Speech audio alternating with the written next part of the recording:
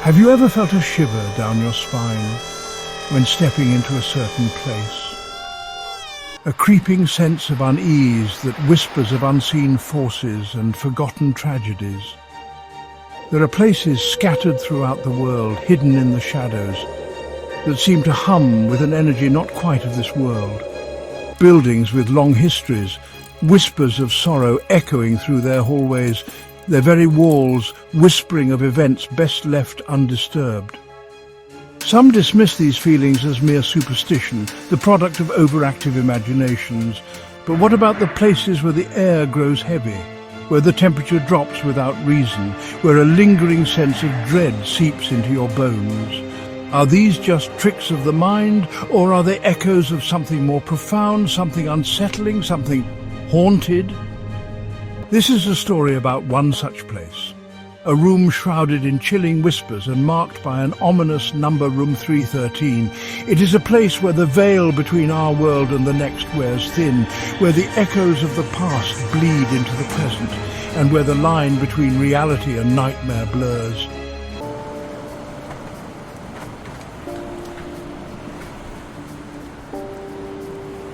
In the heart of a bustling city, nestled among the modern structures and lively student life, stood an old dormitory.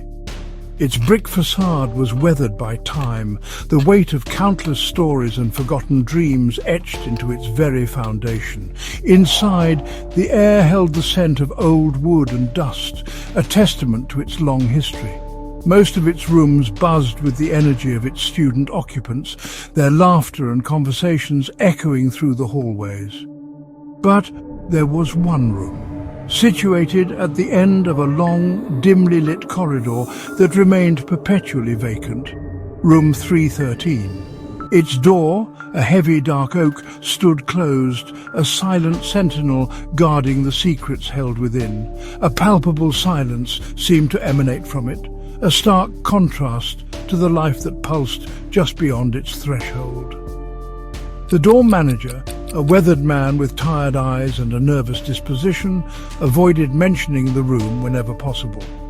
When pressed, he would only offer vague warnings, his voice hushed, his gaze flickering nervously towards the room's direction. "It's just not a place for anyone," he would mumble, his words doing little to quell the curiosity that swirled around room 313.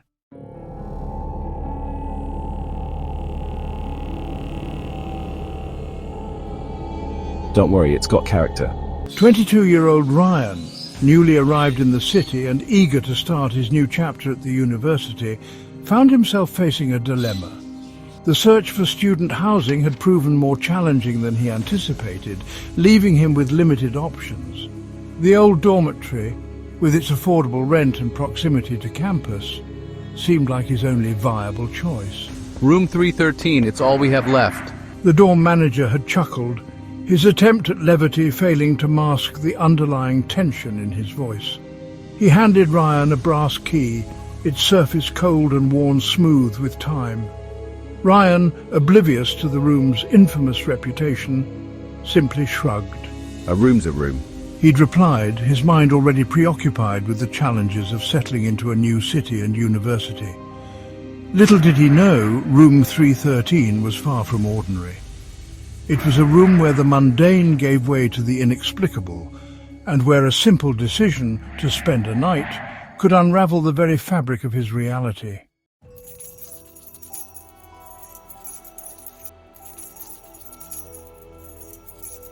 The brass key felt unusually heavy in Ryan's hand, its coldness radiating outward like a warning.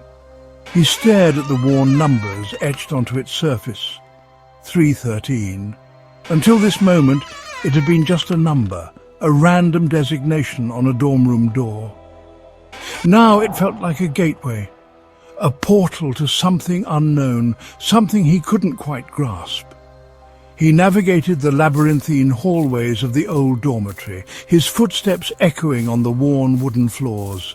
Each step seemed to amplify the silence, a heavy, expectant silence that pressed in on him, suffocating the usual sounds of student life. He reached the end of the corridor, his heart pounding in his chest, the air growing noticeably colder. There it was, room 313. The door, a dark, imposing oak, stood ajar, a sliver of darkness peeking from within. An inexplicable urge to turn back, to flee from the unsettling aura that surrounded the room, washed over him. He hesitated, the key feeling heavier with each passing second. Ryan shook his head, dispelling the irrational fear that threatened to consume him. It's just a room, a place to sleep, to study, a temporary haven in this new city. He took a deep breath and pushed the heavy door open, stepping into the unknown.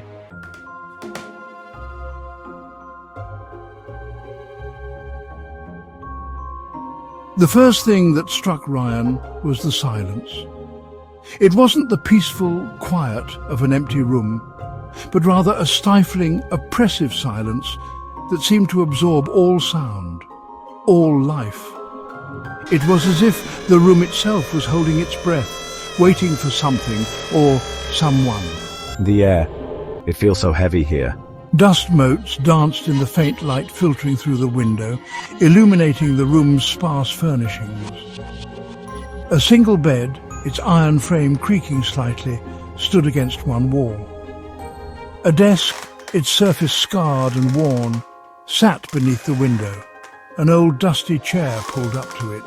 The air hung heavy with the scent of mildew and decay, a musty odour that spoke of years of neglect. Ryan's gaze fell upon a large ornate mirror propped against the wall, its surface covered with a thick black cloth. It looked strangely out of place amidst the room's Spartan decor, a jarring contrast that sent a shiver down his spine. Why would anyone cover a mirror like this? He couldn't explain why, but the sight of the shrouded mirror filled him with a profound sense of unease. He moved towards the window, the floorboards groaning beneath his weight. The view outside offered no solace, only the sight of other buildings, their windows dark and lifeless. He felt a strange disconnect, as if he were in a world separate from the bustling city just beyond the glass. This room, it feels like it's in a different world.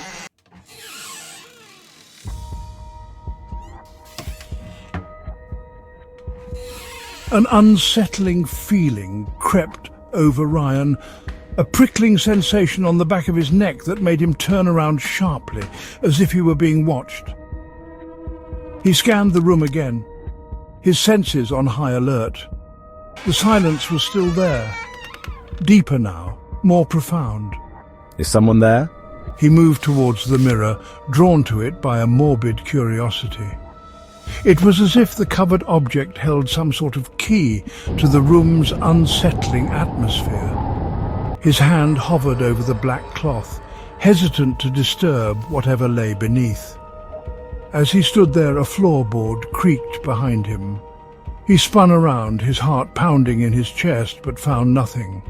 The room was empty, the silence mocking his unease. I'm alone, or am I? The feeling of being watched intensified, and Ryan found himself staring at the door, half expecting it to creak open, revealing something sinister lurking in the hallway.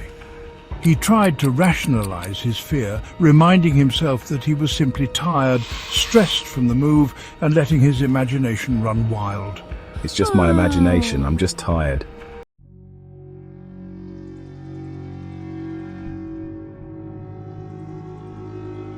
Ryan's mind flashed back to his brief encounter with the dorm manager, the man's nervous demeanor and hushed warnings echoing in his ears. It's just not a place for anyone.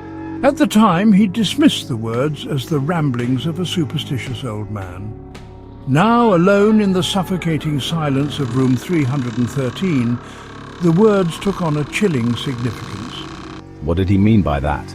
He tried to recall the exact words the manager had used when he'd asked about the room. Only one left. Room 313. But you don't have to take it, you know. The manager's voice had been barely a whisper, his eyes filled with a mixture of fear and pity. Ryan shook his head, trying to rid himself of the growing unease. He was being ridiculous. It was just an old room in a rundown dorm. There was nothing to be afraid of. He just needed to unpack, get settled, and try to get some sleep. It's just an old room, nothing to be afraid of. He turned away from the door, determined to ignore the oppressive atmosphere and the unsettling feeling that clung to him like a shroud. But as he did, a sound, faint but unmistakable, reached his ears. It was the sound of footsteps, slow and deliberate, coming from the hallway outside his door. What was that?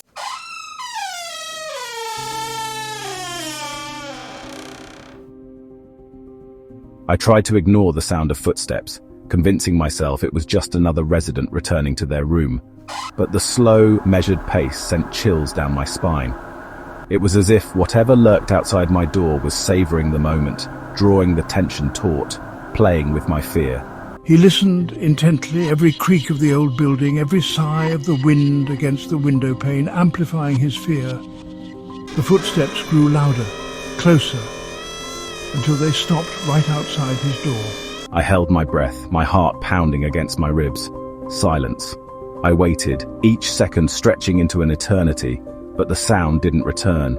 Just when he thought it was his imagination, the doorknob rattled. He jumped back, his hand instinctively reaching for the desk lamp to use as a makeshift weapon. The rattling stopped. I stood frozen, staring at the door, unsure of what to do. I considered calling for help, but the thought of appearing paranoid, of overreacting on my first night, held me back. I took a deep breath, forcing myself to move. I approached the door cautiously, my hand hovering over the knob, ready to throw it open and confront whatever waited on the other side.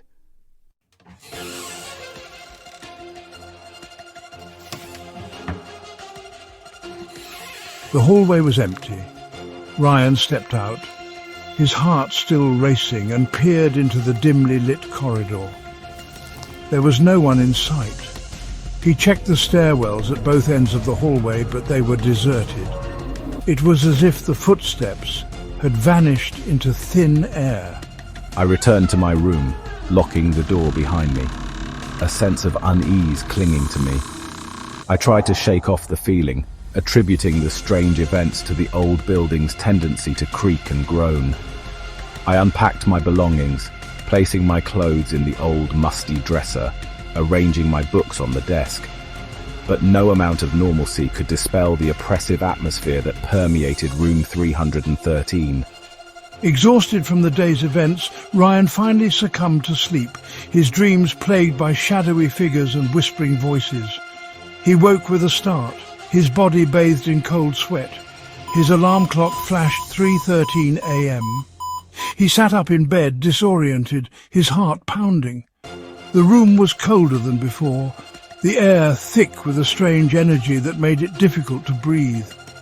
A sudden noise from the corner of the room made him jump. The shrouded mirror was shaking, the black cloth that covered it rippling as if something was trapped beneath its surface.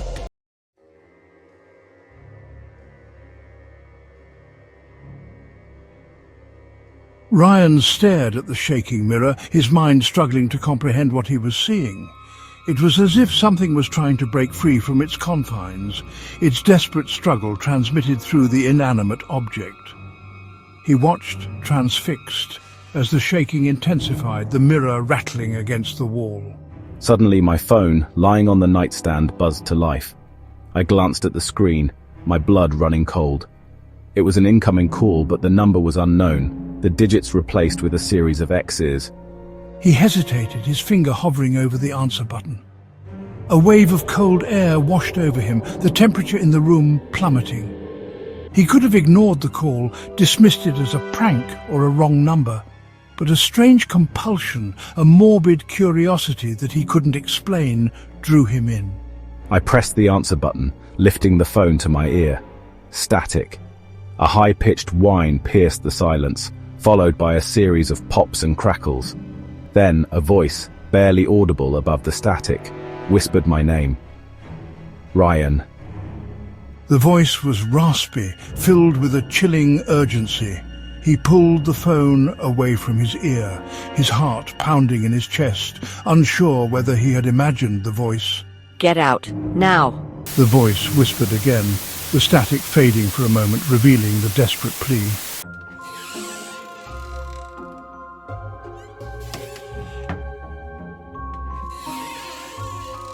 Section 4. The Journal. Ryan dropped the phone onto the bed, his body trembling. The mirror had stopped shaking, the room returning to its previous unsettling stillness. He sat there for a long moment, his mind racing, trying to make sense of what had just happened. I need to get out of this room. As he stood up, his gaze fell upon the closet door, slightly ajar. He hadn't opened it since he arrived. The thought of unpacking his belongings, holding no appeal in the oppressive atmosphere of room 313. But now, a strange compulsion drew him towards it. He approached the closet cautiously, his hand reaching for the knob.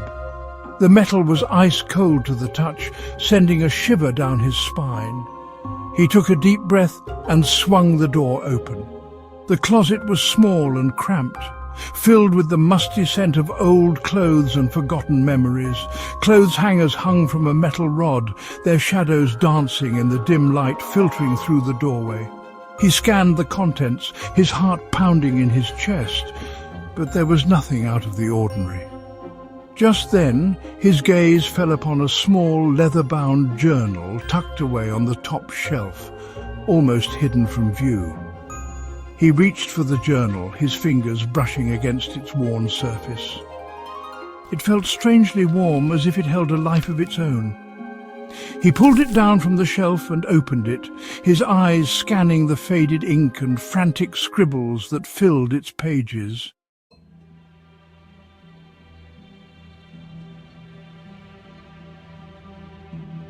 Section 5.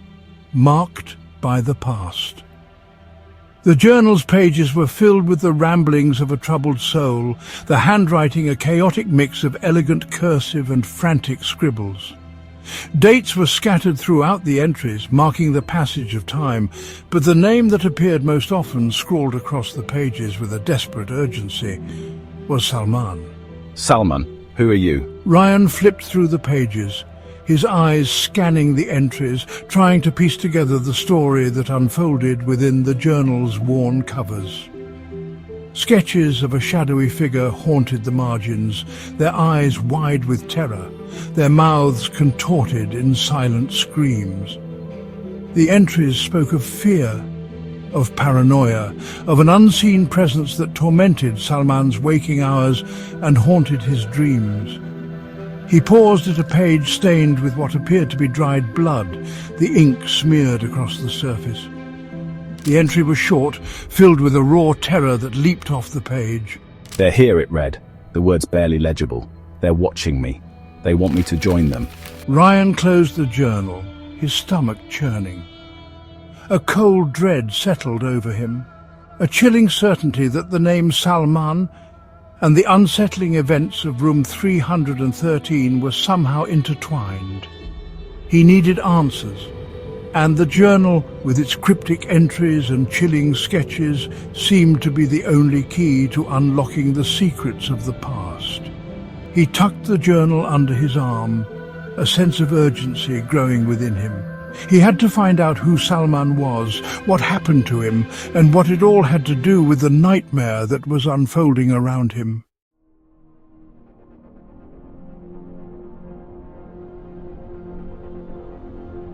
Section 1. The Locked Door. Sleep was impossible. Ryan paced the confines of room 313, the journal clutched in his hand. Each page he read deepened the mystery, pulling him further into Salman's chilling narrative. The air hung heavy, thick with a palpable dread. He felt a growing certainty that he wasn't alone, that something unseen observed his every move. He stopped at the window, peering into the night. The city outside seemed miles away, a distant world untouched by the darkness that had invaded room 313. He needed to get out, to breathe fresh air, to escape the suffocating grip of the room. He reached for the doorknob, a surge of hope coursing through him. Please, please open. It wouldn't open. He rattled the handle, his heart sinking as it refused to budge. The door was locked, bolted shut from the outside. Panic clawed at his throat. He was trapped.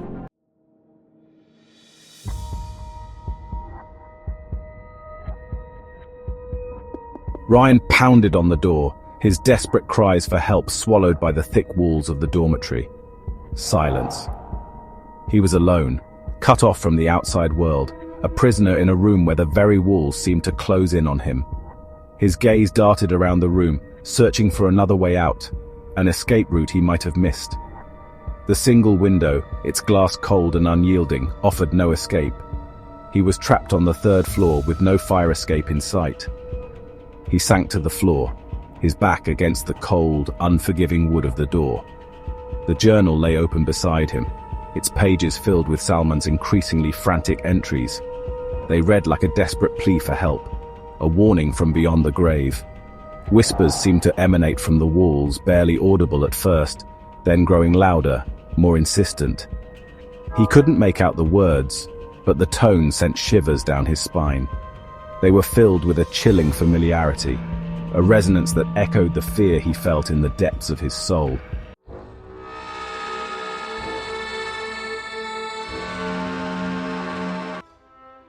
The whispers grew louder, swirling around him like a vortex of despair. He squeezed his eyes shut, his hands pressed against his ears, but he couldn't shut out the sound.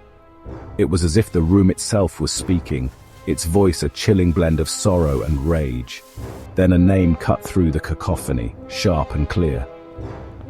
Salman, the voice whispered, its tone laced with a chilling sadness. They took him. They took him from me. Ryan's eyes snapped open. The whispers faded, replaced by an eerie silence that amplified the pounding of his heart. He was certain now. It wasn't his imagination.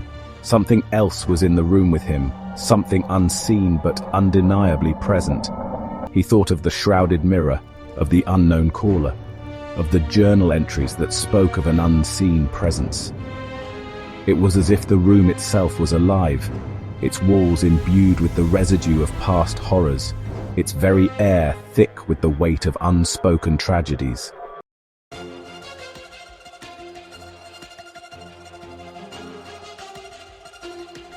He was no longer just a student seeking affordable housing. He was a witness, an unwitting participant in a mystery that stretched back years, perhaps decades. Room 313 wasn't just a room, it was a tomb, a repository of secrets that refused to stay buried. He stared into the darkness, his eyes adjusting to the shadows. A faint glow emanated from the corner of the room where the shrouded mirror stood. The air grew colder, a bone-chilling cold that seemed to seep into his bones, stealing the warmth from his body. A figure began to materialize in the dim light, its form shifting and indistinct. It was human in shape, but its edges were blurred, as if it were struggling to maintain its hold on the physical realm. It moved towards him, its footsteps soundless, its presence radiating an aura of immense sadness and a rage that chilled him to the core. Ryan knew, with a certainty that defied logic, that this was Salman, and he was not alone.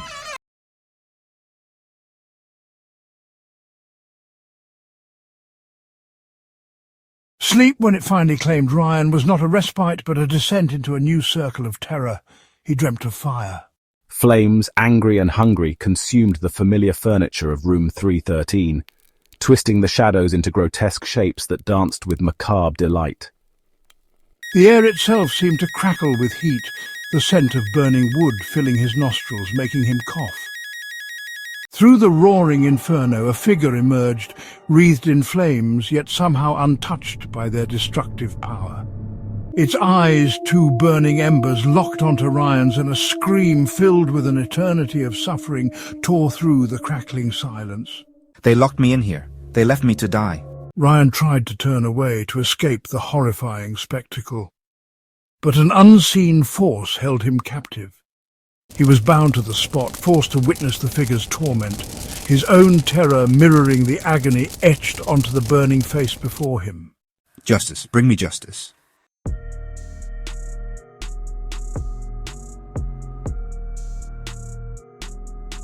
Ryan jolted awake, his heart hammering against his ribs, the echo of the ghostly scream still ringing in his ears. The room was dark, the only light filtering in from the hallway outside. He was drenched in sweat, his clothes clinging to his trembling body. He could still feel the phantom heat of the flames, smell the acrid scent of burning wood. The journal. How did it get here? His gaze fell upon the journal, lying open on the bed beside him. He hadn't left it there. As he reached for it, his blood ran cold. Words, scrawled across the page in what appeared to be fresh blood, seemed to burn themselves onto his retina. Bring me justice, or take my place. Ryan recoiled from the journal as if it were a venomous snake, his stomach churning with a primal fear he couldn't comprehend. The words weren't a plea, he realized, but a threat, a chilling ultimatum delivered from beyond the grave. He glanced towards the corner where he had last seen the shadowy figure of Salman. It was gone. But the room still hummed with an unseen energy, a sense of watchful anticipation that sent shivers down his spine.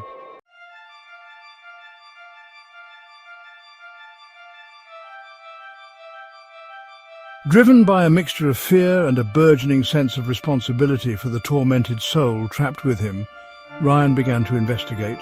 What really happened to Salman? The dorm manager, his face ashen when confronted with questions about Salman, proved of little help. Unfortunate incidents, students prone to pranks, dangers of listening to unfounded rumors.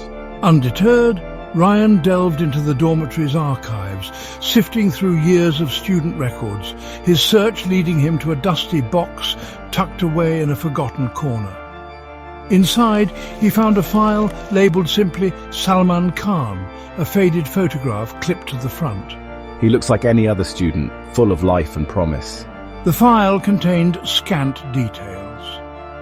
Salman Khan, a student of literature, had resided in room 313 5 years prior. He had been a model resident, quiet and studious, his record unblemished. Then, without warning, he had vanished.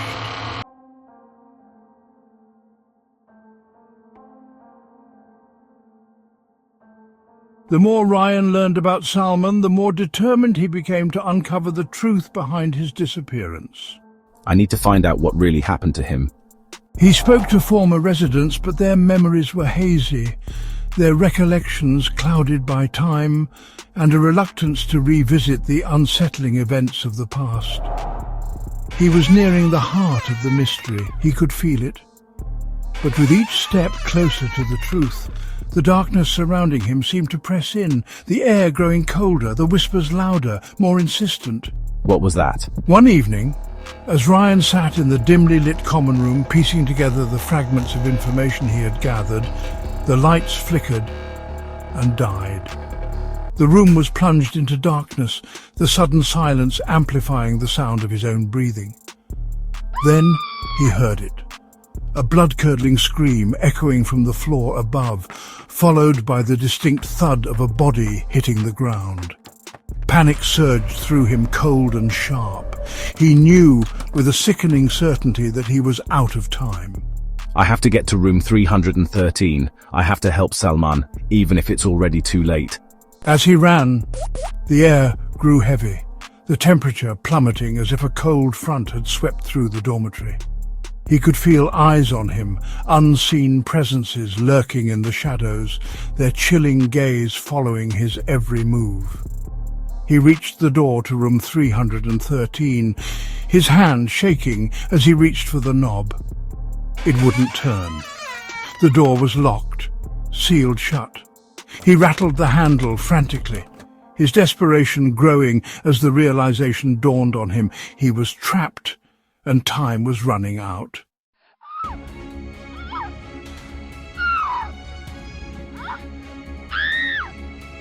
Panic seized Ryan, a cold fist clenching around his heart. He pounded on the door, his desperate cries for help swallowed by the oppressive silence that had descended upon the dormitory.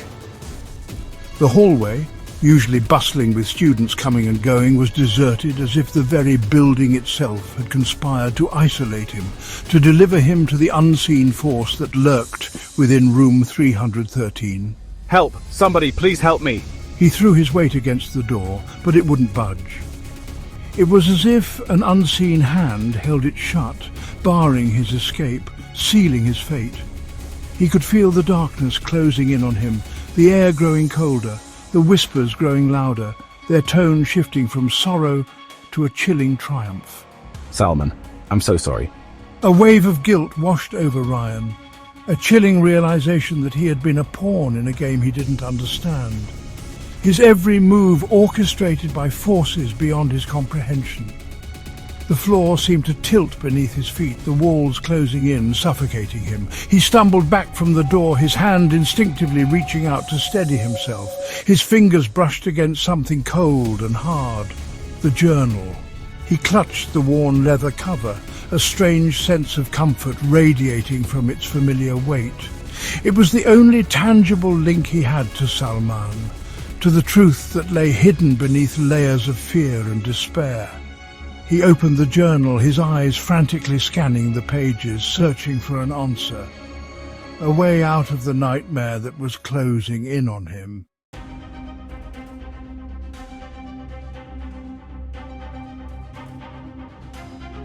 The pages seemed to turn themselves, guided by an unseen hand. Ryan's gaze fell upon the last entry, the ink still fresh, as if it had been written only moments ago. The handwriting, once elegant and controlled, was now a spidery scrawl, the words barely legible. The darkness, it consumes you.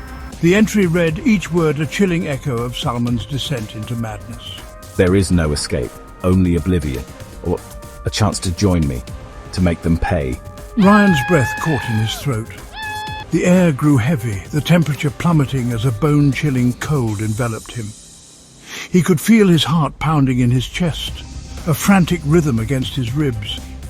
He tried to call out, but his voice died in his throat, stolen by the suffocating darkness that pressed in on him from all sides. His gaze fell upon the final words scrawled across the page, the ink shimmering with an eerie glow. The handwriting wasn't Salman's. It was his own. Welcome to room 313. As darkness consumed him, dragging him down into the abyss, a single terrifying thought pierced the fog of terror that clouded his mind. He hadn't been chosen to help Salman. He had been chosen to replace him. The journal slipped from his grasp, its pages fluttering closed as a blood-curdling scream echoed through the empty hallway. Then silence. The door to room 313 stood ajar, the room beyond shrouded in shadow. The only sound was the faint rustling of paper as a gust of wind, icy and ethereal, swept through the dormitory, carrying with it the scent of decay and the faint echo of a whisper. Welcome